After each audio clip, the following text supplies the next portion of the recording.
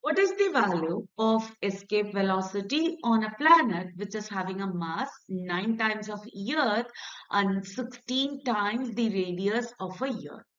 In general, it's known that the escape velocity can be written as root of 2gm divided by r, whereas g is representing the gravitational constant and m is representing the value of mass and r is representing the value of radius.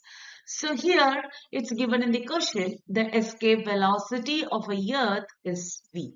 So here the escape velocity of an earth can be written as root of 2 times g mass of earth divided by radius of earth. Similarly, we can write the escape velocity of planet as root of 2 times g mass of planet divided by radius of a planet. Based on the given detail in the question, we can write the mass of a planet is equal 9 times the mass of a year.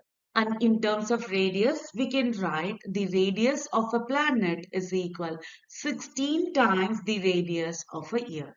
So we can write the planet velocity will be equal to root of 2 times g times 9 times of mass of earth divided by 16 times of radius of a year.